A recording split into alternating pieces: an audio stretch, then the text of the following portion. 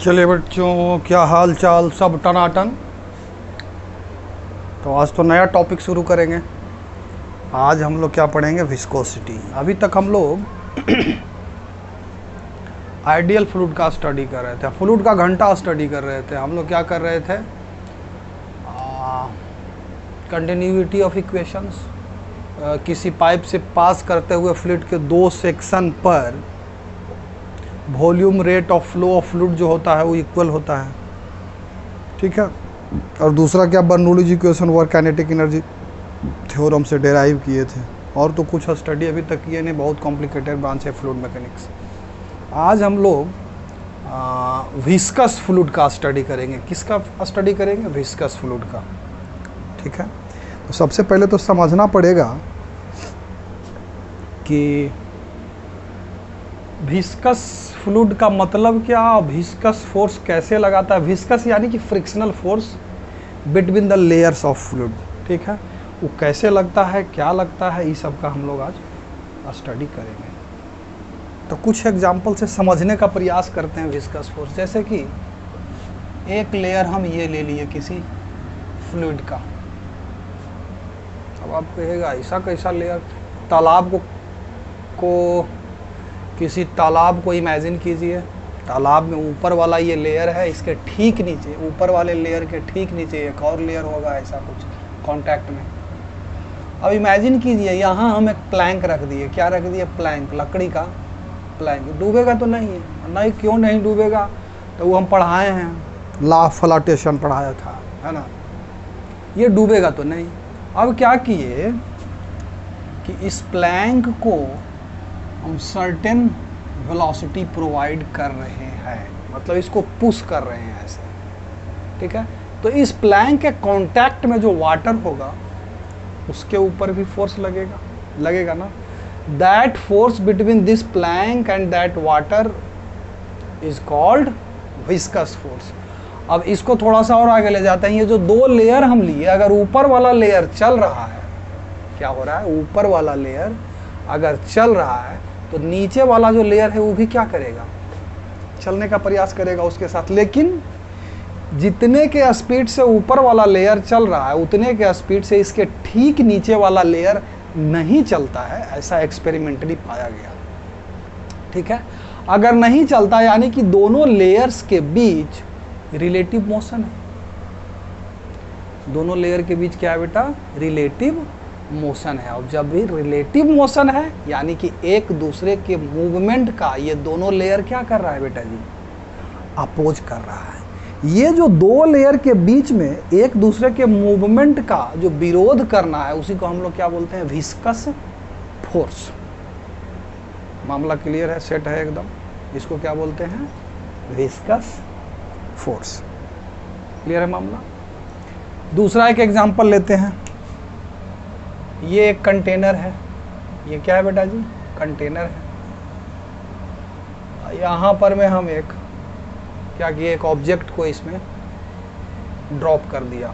इसमें वाटर भरा हुआ है, ठीक है। एक ऑब्जेक्ट है, उसको इसमें हम क्या कर दिए? ड्रॉप कर दिए। क्या कर दिए बेटा जी? ड्रॉप कर दिए। जब इसको हम ड्रॉप करेंगे और इसमें जब ये फॉल करेगा तो देखिएगा, आप पाइएगा कि इसका वेलोसिटी जो है धीरे धीरे मतलब स्लो होता है। मतलब जितना स्पीड से ये अभी गिर रहा है उतना स्पीड से पानी के अंदर नहीं गिरेगा, ये स्लोली गिरेगा। ऐसा क्यों हुआ भाई? ऐसा क्यों हुआ? अब ये मान के चलना है बेटा, ये मान के। अब आप कहिएगा कि सर इसके ऊपर तो बायोंट फोर्स लग रहा होगा। हाँ, मानते हैं बायोंट फोर्स लग रहा है, लेकिन विस्कस फोर्स भी लगता है। बात समझ में आ रही? विस्कस फोर्स भी लगता है इसके ऊपर में। तो दो फ्लूइड्स के लेयर के बीच अगर रिलेटिव मूवमेंट हो और दोनों लेयर एक दूसरे के मोशन का क्या करे? अपोज करे, तो हम कहते हैं कि फ्लूइड कैसा है? विस्कस है। अब विस्कस फ्लूइड का एग्जांपल जैसे कि हनी, शहद, वाटर, मिल्क, ऑयल जो होता है वो थोड़ा कम विस्कस होता है। विस्कोसिटी टेम्परेचर पर डिपेंड करता है। विस्कोसिटी किस चीज़ पर डिपेंड करता है?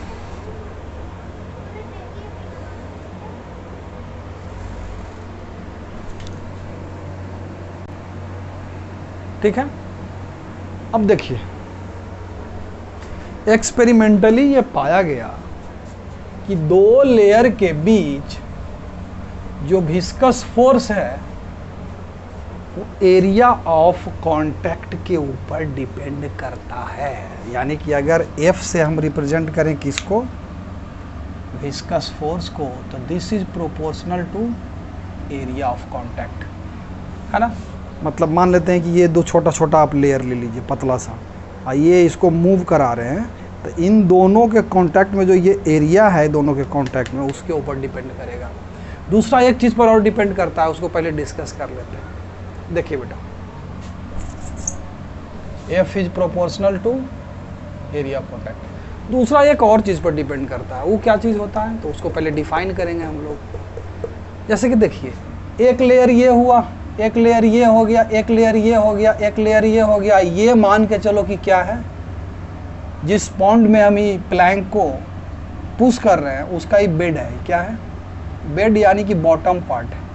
यहाँ के बाद ये मिट्टी है, क्या है, ये मिट्टी है, ठीक है, मतलब नीचे बेड पे आ गए। तो पाया ये गया कि जो फ्लूइड लेयर इस प्लैंक के कांटेक्ट में है उसका तो स्पीड लगभग इस प्लैंक के स्पीड के बराबर है, लेकिन जो फ्लूइड लेयर यहाँ किसके कांटेक्ट में है, बेड के कांटेक्ट में है, उसका स्पीड लगभग क्या है, 0। यानी कि ऊपर से नीचे जाने पर धीरे धीरे स्पीड जो है लेयर्स का वो क्या है, घट रहा है। मतलब ऊपर वाला लेयर, सबसे ऊपर वाला लेयर क्या है, इसी के लगभग स्पीड से चल रहा है। उसके ठीक नीचे वाला लेयर इससे कम स्पीड से चल रहा है, इससे ठीक नीचे वाला लेयर उससे कम स्पीड से चल रहा है, उससे ठीक नीचे वाला लेयर उससे कम स्पीड से चल रहा है। इसी प्रकार से घटते घटते घटते घटते घटते घटते यहाँ आकर के क्या हो गया, 0। ठीक है, इधर अब आप एक एक्स एक्सिस ले लो, इधर क्या ले लो, एक्स एक्सिस ले लो, इधर क्या ले लो, वाई एक्सिस ले लो। मान लेते हैं कि यहाँ से एट ए डिस्टेंस बाई पर फ्लूइड का वेलोसिटी क्या है, फ्लूइड के किसी लेयर का वेलोसिटी क्या है, v। ठीक है, और यहाँ से फिर by plus d by distance पर, ये कितना डिस्टेंस ऊपर हो गया, ये डी बाई है। यहाँ पर का जो लेयर है इसका वेलोसिटी क्या है, v plus d v. Obviously v plus d v is greater than v, क्योंकि नीचे से ऊपर जाने पर लेयर्स का वेलोसिटी धीरे धीरे, मतलब मैग्नीट्यूड ऑफ वेलोसिटी धीरे धीरे क्या होता है, बढ़ता है। तो अगर हम वेलोसिटी ग्रेडियंट निकालें तो क्या होगा, वेलोसिटी, अब आप कहिएगा ये वेलोसिटी ग्रेडियंट क्या हो गया सरकार, अब भी इसको क्लियर कर देते हैं, पहले निकाल तो लें। v plus d v minus भी अब बटा by plus d by minus by, ये क्या हो जाएगा बेटा, डी भी बटा डी वाई। वेलोसिटी ग्रेडियंट, पहले ग्रेडियंट समझ लेते हैं फिर वेलोसिटी ग्रेडियंट को समझ लेंगे। किसी भी फिजिकल क्वांटिटी को अगर डिस्टेंस के रेस्पेक्ट में हम डिफ्रेंशिएट कर दें तो उस फिजिकल क्वांटिटी का क्या हो जाता है, वो ग्रेडियंट हो जाता है। जैसे ही वेलोसिटी को डिस्टेंस के रेस्पेक्ट में हम डिफ्रेंशिएट किए तो इसको क्या बोलेंगे, वेलोसिटी ग्रेडियंट। अगर हम टेम्परेचर को डिस्टेंस के रेस्पेक्ट में डिफ्रेंशिएट करते तो टेम्परेचर ग्रेडियंट हो जाता। अगर हम electric potential, gravitational potential energy को डिस्टेंस के रेस्पेक्ट में अगर डिफ्रेंशिएट किए तो ये क्या हो जाएगा, पोटेंशियल एनर्जी ग्रेडियंट हो जाएगा। अगर पोटेंशियल को बाई के रेस्पेक्ट में, मतलब डिस्टेंस के रेस्पेक्ट में हम अगर डिफ्रेंशिएट कर दिए तो इसको क्या बोलेंगे, पोटेंशियल ग्रेडियंट बोलेंगे। अगर इलेक्ट्रिक फील्ड को डिस्टेंस के रेस्पेक्ट में अगर हम डिफ्रेंशिएट कर दिए तो इलेक्ट्रिक फील्ड ग्रेडियंट हो गया। बात समझ में आ रहा है। तो उसी प्रकार से अगर वेलोसिटी को हम डिस्टेंस बाई के रेस्पेक्ट में डिफ्रेंशिएट कर दिए तो क्या ही निकल गया बेटा, वेलोसिटी ग्रेडियंट। अब ये ऑब्वियस सी बात है कि ये जो वेलोसिटी ग्रेडियंट है हमारा, ये जो वेलोसिटी ग्रेडियंट है, अगर हम नीचे से ऊपर जाते हैं तो वेलोसिटी क्या हो रहा है, बढ़ रहा है। बाई जैसे जैसे बढ़ रहा है, rate of change of v with respect two by, ये क्या होगा, पॉजिटिव होगा ना। नहीं समझ में आया बात, क्योंकि बाई जैसे जैसे हम नीचे से ऊपर जा रहे हैं वेलोसिटी भी क्या हो रहा है, धीरे धीरे धीरे धीरे बढ़ रहा है। समझ में आ रही बात, तो वेलोसिटी भी धीरे धीरे बढ़ रहा है, तो डी भी बाई डी वाई क्या होगा, ग्रेटर देन 0।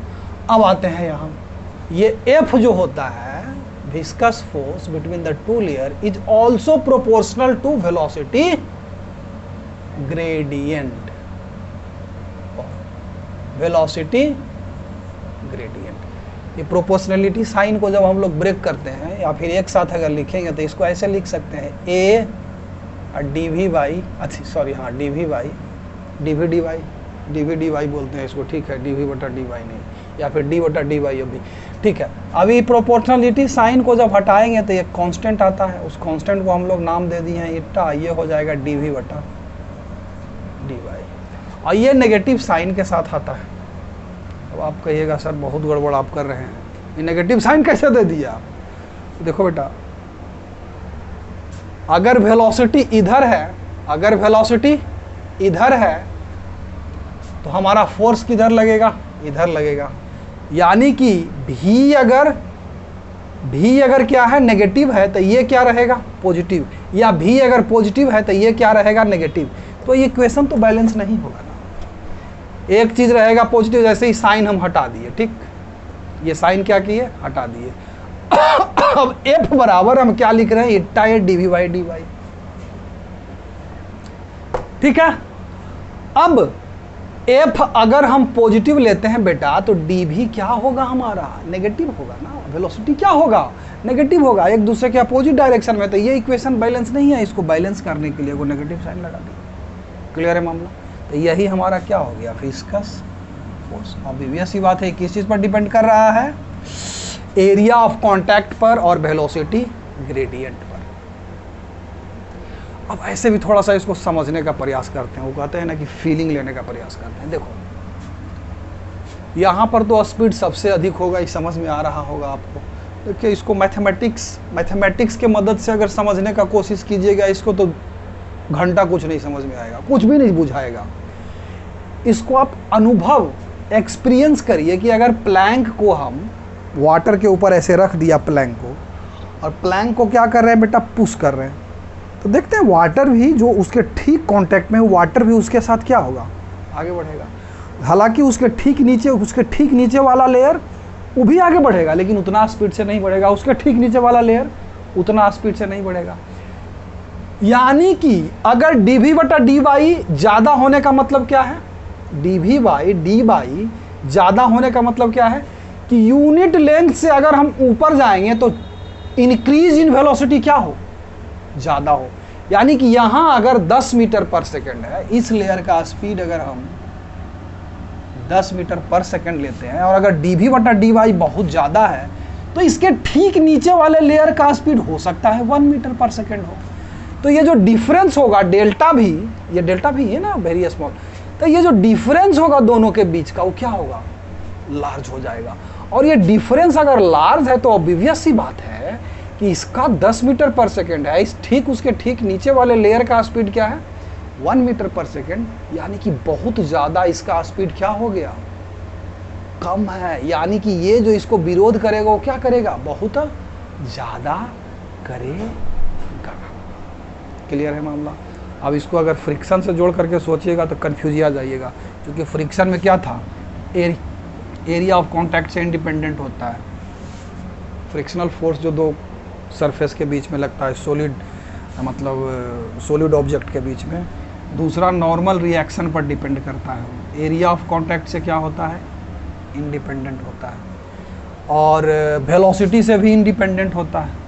अगर स्लाइडिंग फ्रिक्शन लग रहा है दो कॉन्टैक्ट के बीच में, सॉलिड कॉन्टैक्ट के बीच में, तो वेलोसिटी से तो इंडिपेंडेंट होता है ना, क्योंकि एफ के बराबर क्या होता है बेटा जी? म्यू के इंटू एन होगा। और एफ एस स्टैटिक फ्रिक्शन का मैक्सिमम वैल्यू क्या हो जाता है? म्यू एस इंटू एन होता है। ठीक है, तो क्या चीज़ पर डिपेंड कर रहा है? नॉर्मल रिएक्शन पर डिपेंड कर रहा है। दो सरफेस जो कांटेक्ट में है उसके एरिया पर डिपेंड कर रहा है। यहाँ पर ये तो लगभग सेम यही है। म्यू एस म्यू के क्या है? वो कांटेक्ट जो सरफेस कांटेक्ट में उसके प्रॉपर्टी पर डिपेंड। यहाँ भी इट्टा किस चीज़ पर निर्भर करता है? इस फ्लूइड के ऊपर निर्भर करता है। अगर ये शहद है तो उसका इट्टा का वैल्यू ज़्यादा होगा तो फ्रिक्शनल विस्कस फोर्स क्या लगेगा? ज़्यादा लगेगा। ठीक है, इस पर एक सवाल लेकर के समझाने का हम प्रयास करते हैं। ठीक है, एक सवाल लेकर के समझाने का प्रयास करते हैं। इसमें अगर कहीं कोई डाउट है तो आप लोग पूछ सकते हैं। आप लोग सब्सक्राइब तो कर रहे हैं, बहुत बहुत धन्यवाद, और लाइक भी कर रहे हैं, बहुत बहुत धन्यवाद। अब वीडियो को वॉच भी, व्यू भी जा रहा है, बहुत बहुत धन्यवाद। लेकिन बेटा कमेंट करिए, ठीक है, कमेंट करिए कि सर यहाँ नहीं समझ में आया, सर यहाँ आप ढंग से नहीं समझाए, और अच्छा से समझाइए, यहाँ समझ में नहीं आया, ये प्रॉब्लम में यहाँ पर हम फंस गए। तो करिएगा तभी ना हमको फीडबैक मिलेगा, ताकि हम आपको फिर उस पॉइंट को या उस पर्टिकुलर तरीका को मतलब ढंग से और समझाएं, ठीक है। इसलिए फीडबैक ज़रूर दीजिए, कमेंट कीजिए, ठीक है ना। जैसे एक सवाल ले लेते हैं। सवाल कुछ ऐसा है कि ये plate of area 2 metre square is made to move horizontally with a speed of 2 metre per second. Area of contact plate का क्या है, कितना बेटा जी? 2 metre square is made to move horizontally with a speed of 2 metre per second. भी क्या है इसका? 2 मीटर पर सेकेंड से वो प्लेट को मूव करा by applying a horizontal tangential force over the free surface of a liquid if the depth of the liquid is 1 metre. H बराबर कितना बेटा? 1 metre. And the liquid in contact with the bed is stationary. मतलब यहाँ जो bed है ये क्या है? रेस्ट में है, इसके साथ जो कॉन्टैक्ट में है। Coefficient of viscosity of liquid is, यानी कि इट्टा का वैल्यू कितना दिया है?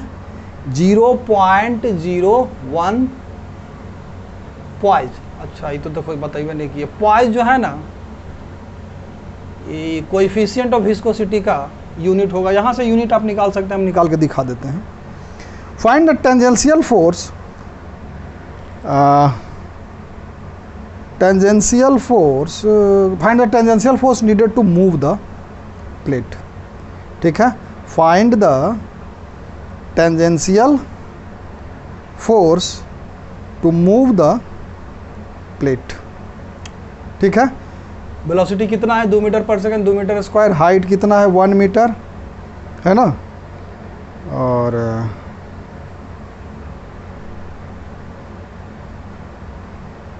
ठीक है, हाइट 1 मीटर है, ठीक। चलिए, तो डायरेक्ट देखिए इसमें फॉर्मूला हम लोग अप्लाई कर देंगे। एफ बराबर क्या हो जाएगा?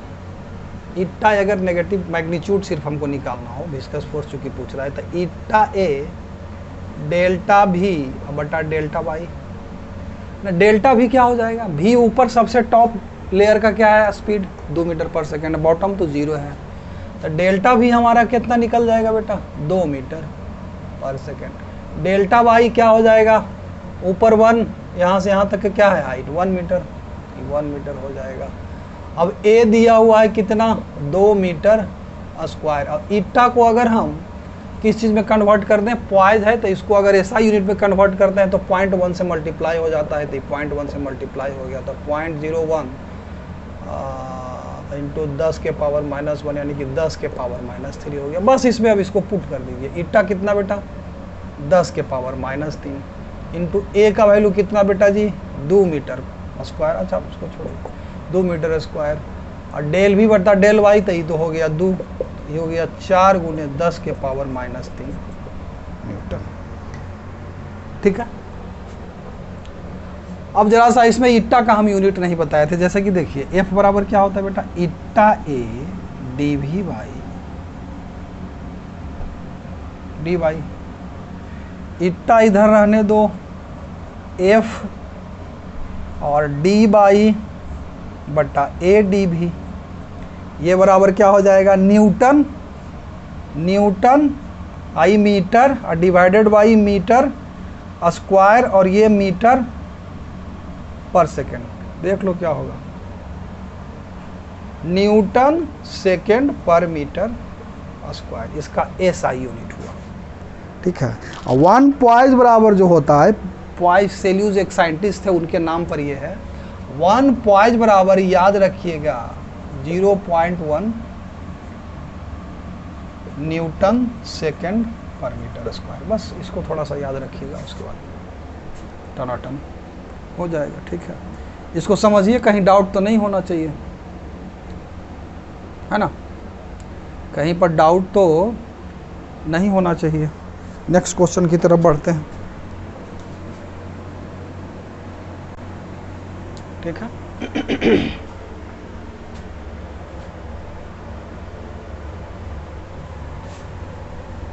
ये जो 1 पॉइज है ये सीजीएस यूनिट में होता है, बस ये कन्वर्सन को आप याद रखिएगा। 1 पॉइज बराबर 0.1 न्यूटन सेकेंड पर मीटर स्क्वायर, ठीक है। पॉइज जो है सीजीएस यूनिट है, पॉइसेलियस एक साइंटिस्ट थे, उनके नाम पर ही दिया गया है, बस और कोनो बात नहीं है, ठीक है। चलिए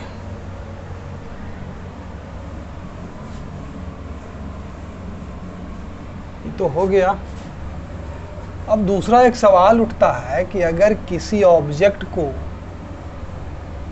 किसी फ्लूइड में हम अगर ड्रॉप करें, किसी फ्लूइड में क्या करें बेटा जी, ड्रॉप करें, तो उसके ऊपर में विस्कस फोर्स कितना लगता है, तो उसको तो स्टोक साहब कैलकुलेट किए। और ध्यान रहे कि अगर कोई इरेगुलर शेप का ऑब्जेक्ट है तो उसके ऊपर कितना विस्कस फोर्स लगेगा ये तो कहना बड़ा मुश्किल हो जाता है, लेकिन स्फेरिकल अगर ऑब्जेक्ट है तो उसके ऊपर कितना जो विस्कस फोर्स लगता है, जैसे कि ये फ्लूइड है, इसमें है ना, इसको नीचे हम ड्रॉप किए हैं, इसका डेंसिटी रो है, तो ये स्फेरिकल बॉडी जिसका रेडियस r हो उसके ऊपर कितना विस्कस फोर्स लगता है, ये हमारे स्टोक साहब डेराइव किए थे। F = 6 पाई इट्टा r भी, जहाँ इट्टा तो जान ही रहे हैं coefficient of viscosity, r is the radius of this spherical ball और v is its velocity at any time t, ठीक है। अब आप कहिएगा सर ये तो फॉर्मूला आप पुटेसाना लिख दिए, अब डेराइव तो किए आप, है ये नहीं, बात समझ में आ रहा है। डेराइव तो आप किए नहीं, तो इसको डायमेंशन के मेथड से डेराइव किया गया है बेटा। अगर आप लोगों को लगता है कि नहीं डेराइव करवे करें, तो पाया गया, हम मान के चलिएगा, हम समझा देते हैं थोड़ा सा, आप इसको करेगा कि F is proportional to R, F is proportional to V, क्योंकि R पर डिपेंड करेगा, एरिया पर अगर डिपेंड करता है बेटा, एरिया ऑफ कॉन्टैक्ट पे, तो अगर ये बड़ा बॉल होगा तो इसके ऊपर विस्कस फोर्स ज़्यादा लगेगा, यानी कि R पर डिपेंड करता है, V पर डिपेंड करता है, बात समझ में आ रही है। इट्टा पर भी डिपेंड करेगा। अगर ये जो फ्लूइड है, ये फ्लूइड कैसा हो, मोर विस्कस हो, यानी कि इट्टा का वैल्यू ज़्यादा हो तो विस्कस फोर्स भी ज़्यादा लगेगा, तो इट्टा पर भी डिपेंड करता है। क्या चीज़ पर डिपेंड करता है, इट्टा पर भी डिपेंड करता है। तो F बराबर एक कांस्टेंट आएगा K मान लीजिएगा, और R के ऊपर डायमेंशन आप A ले लीजिएगा, V के ऊपर B ले लीजिएगा, इट्टा के ऊपर C ले लीजिएगा, और दोनों तरफ से A B C का वैल्यू निकाल दीजिएगा। डायमेंशन जब पढ़ाए थे आप लोगों को हम बताए थे, दोनों तरफ का अलग अलग डायमेंशन लिखिए। जैसे इसका ये क्या हो जाएगा, इधर MLT-2 होगा ना बेटा जी, K का तो कोई डायमेंशन होगा नहीं, मतलब ये जो कांस्टेंट है ये मतलब यूनिटलेस है। R का डायमेंशन तो L हो जाएगा, L का पावर A हो जाएगा। V का डायमेंशन क्या हो जाएगा, LT-1, LT-1 का पावर V हो जाएगा। ईटा का डायमेंशन क्या होगा, तो ये अभी क्या आया था इक्वेशन, न्यूटन सेकेंड पर मीटर स्क्वायर, यही था ना। तो ये इसका हो जाएगा MLT-2, वही सेकेंड है ना, तो ये T हो जाएगा MLT-2 T बटा L स्क्वायर, तो ये हो जाएगा ML-1 और T-1, ML-1 T-1, यहाँ C ले लीजिए अब आप, ठीक है। अब दोनों तरफ का डायमेंशन क्या होगा, जैसे L का दोनों तरफ का डायमेंशन क्या होगा, सेम होगा। T का दोनों तरफ का डायमेंशन क्या होगा, सेम होगा। और M का दोनों तरफ का डायमेंशन क्या होगा, सेम होगा। तो इधर क्या है, M का डायमेंशन 1, तो इधर क्या हो जाएगा, देखिए M का डायमेंशन इधर कितना होगा, C का वैल्यू आ गया 1।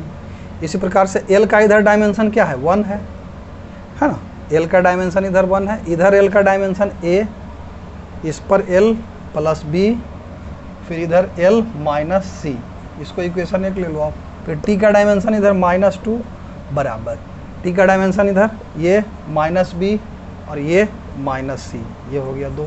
C का वैल्यू तो हमको पता है, C का वैल्यू कितना है, 1 है।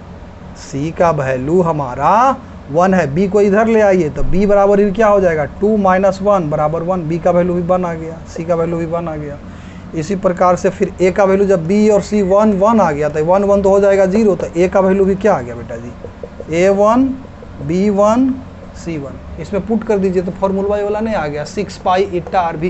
ये बहुत सिंपल है, डायमेंशन मेथड से इसको डिराइव किए थे स्टोक साहब, और उन्होंने बड़ा तोहफा नहीं काम किए थे, डायमेंशन वाला मेथड से इसको डिराइव किए थे। ठीक है, तो ये किसके ऊपर ही फोर्स लगेगा, ध्यान बस इतना रखना है कि ऑब्जेक्ट कैसा हो, स्फेरिकल हो। अब आप कहिएगा, आनंद करवाने लगिएगा कि कैसा है, क्यूबिकल शेप का है, तो जय सिया राम नहीं लगेगा। इसमें क्या होगा, ये नहीं लगेगा। क्यों नहीं लगेगा? क्योंकि ये जो डिराइव किए हम स्फेरिकल ऑब्जेक्ट के लिए किए हैं, क्यूबिकल के लिए किए नहीं हैं। तो ये वाला जो फॉर्मूला विस्कस फोर्स निकालने के लिए स्फेरिकल ऑब्जेक्ट में अप्लाई होगा।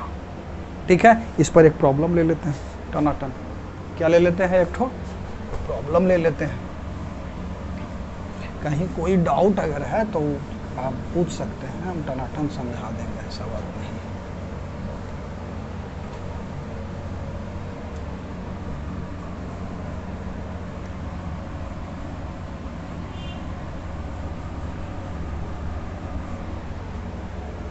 जैसे कि कहे कि एक बॉल है जिसका रेडियस क्या है 0.1 मीटर है। ठीक है, एक फ्लूइड है, लिक्विड है, जिसका कोएफिशिएंट ऑफ विस्कोसिटी 0.1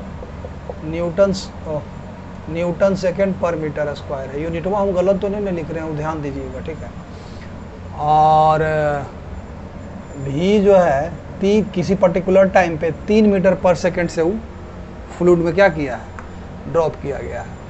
तो बताइए उस पर विस्कस फोर्स कितना लगेगा। तो स्टोक फार्मूला लगा देंगे 6 पाई ईटा आर भी, सीधा सीधा एकदम सिंपल है। 6 पाई इंटू 0.1 इंटू आर भी 0.1 इंटू भी 3 मीटर पर सेकेंड। यही हमारा क्या निकल गया, फोर्स निकल गया। ठीक है, स्टोक फार्मूला के मदद से हम लोग टर्मिनल वेलोसिटी भी कैलकुलेट करते हैं।